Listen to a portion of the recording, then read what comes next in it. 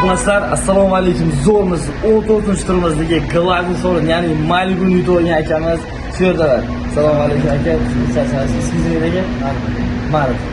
Qayerdansiz?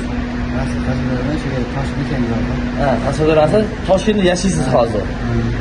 Aka, biletni qanday oldingiz? Malibu uchishni tasavvur qilganmidingiz? Yo'q, men ikkilanib. Qanaqa o'ragansiz? Men ikkilanib oldim ikkita bilet. Bir ikki marta o'ynadim bitta bilet olib, bu safar ikkita oldim, bittasi chiqib qoldi. Normal. Keyin o'shagina aytgandim, men ikkilanib mana chiqib qoldim. Ha, shu kez chiqib oldingizmi? Mani bilasiz aka, men tomdan tashiyman. Akam nima dedi? Kreditga uy olgan, men o'zingiz obunasamizga ayting aka. Kreditga uy olganman. Shunga malibini beraman deb, kerak shu ularga pulni qilib beraman desa, yaxshi bilardi. Pulni. Shu pulni olib oldim. Bu o'zi ishonchliman. Akamiz o'sha nima dedi?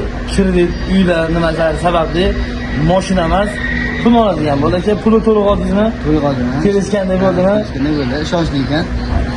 100 mingga 300 million minus pris bo'ldi aka. Tamom. Kreditim bor edi, uyga yetishga yetdi.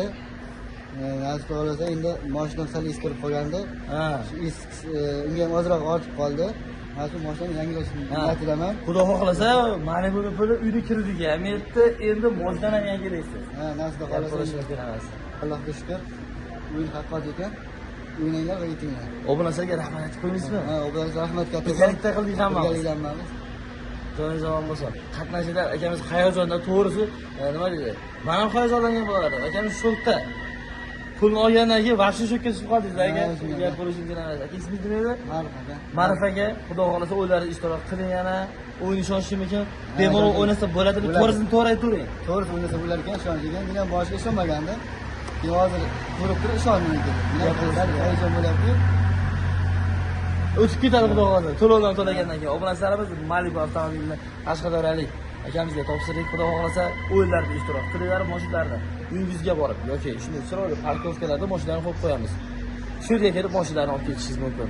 Sog' bo'linglar, videolarni kuzatib boringlar, o'yinlarda ishtirok qiling. 100 mingga akamiz 300 million minus qo'yib soldik, ha? 300 million. Aytsak ham bo'ladi obunachilarga. Gazga bosinglar xullas, omadingizni bersin.